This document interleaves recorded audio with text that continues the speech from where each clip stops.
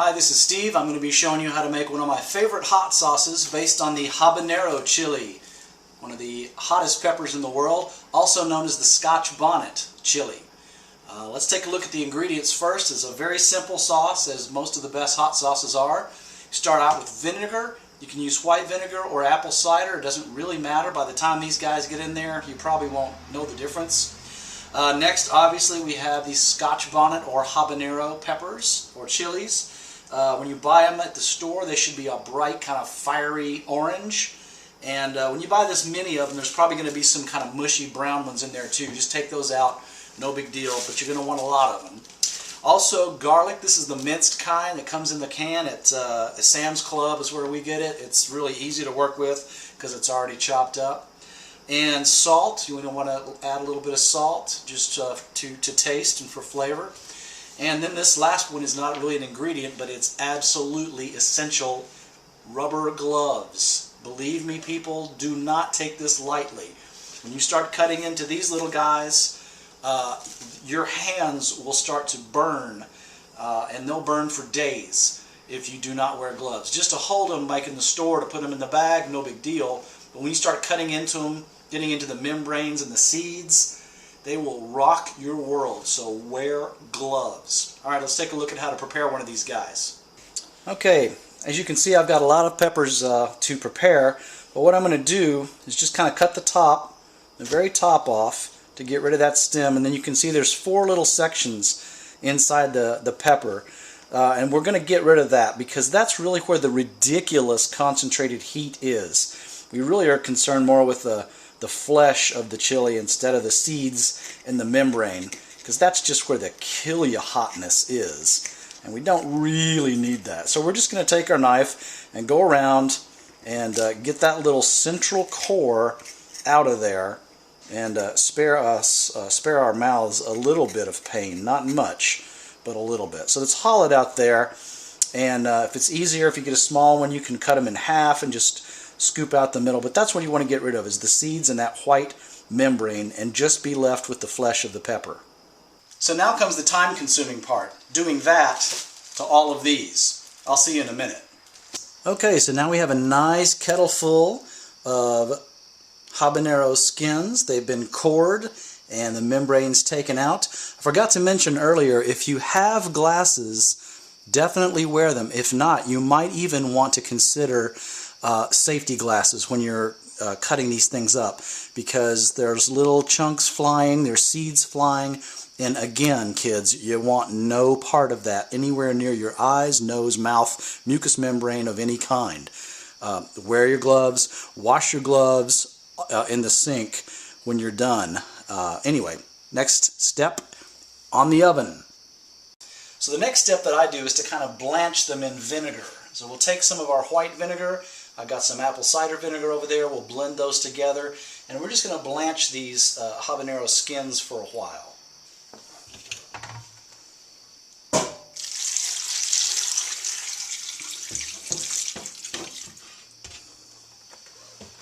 And we're just going to pretty much cover these guys so they can start to heat up and blanch. This gets them kind of soft, gets the vinegar infused into them.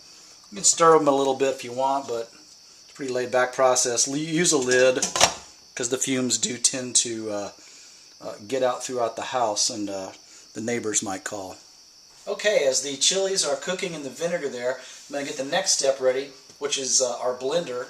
We're going to take the chilies after they're softened and kind of blanched a little bit, and we're going to put them into the blender and puree them for the first step of our sauce. Don't throw the vinegar away, because we're going to use that.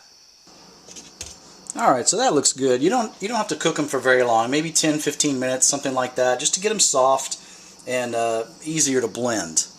Okay, now we're ready to scoop out some of the habaneros and start putting them in the blender. One thing you don't want to do is to dump them all in there, because if you've got a bunch of habaneros in a blender like up to here and you hit blend, they're going to shoot right out the top, and it's going to be you're going to have a hazmat crew to clean it up. It's bad news.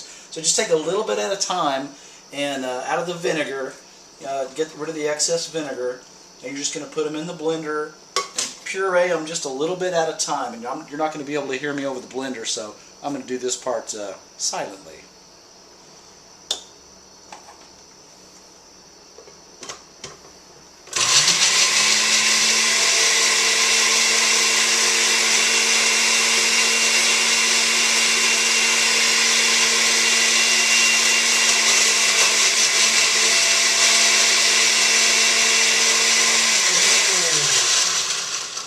Alright, once that's blended for a while, it's got a nice creamy consistency, kind of like a pumpkin soup or something like that.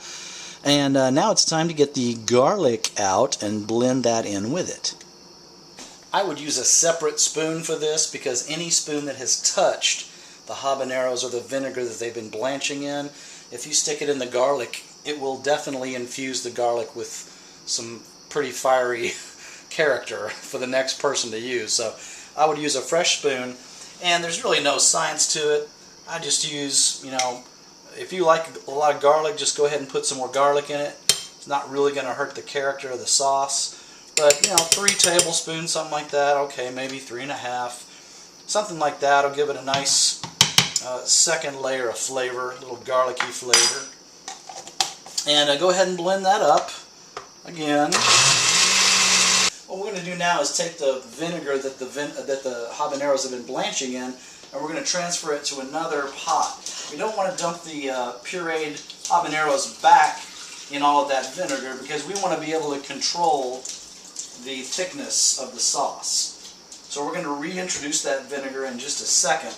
But right now, we're just going to take that nice blend of habaneros and garlic and pour that back in the pot. And it's got a nice, creamy, soupy consistency.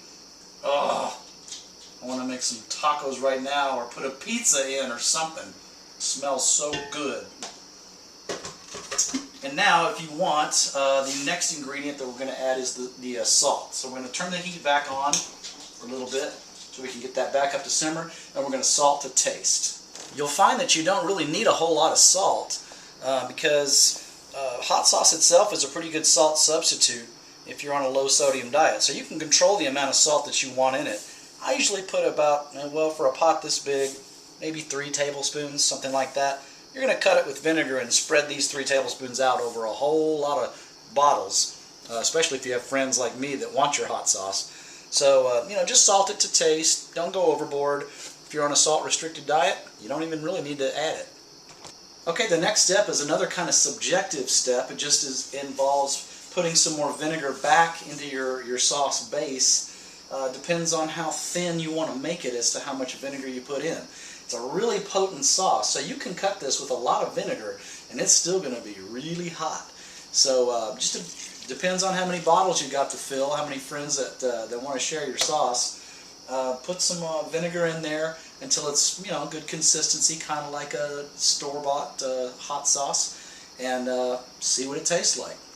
Okay, once you've got the consistency that you want, the final step, well, first of all, let it cool down. You don't want to burn yourself. But then get you a bottle or a couple of bottles. I always save my hot sauce bottles from the store-bought brands. A little funnel, fill her up, and then call your friends and tell them, I've got the hot sauce for you. And if they're like my friends, they'll call you back after they finish the first bottle and say, please make more.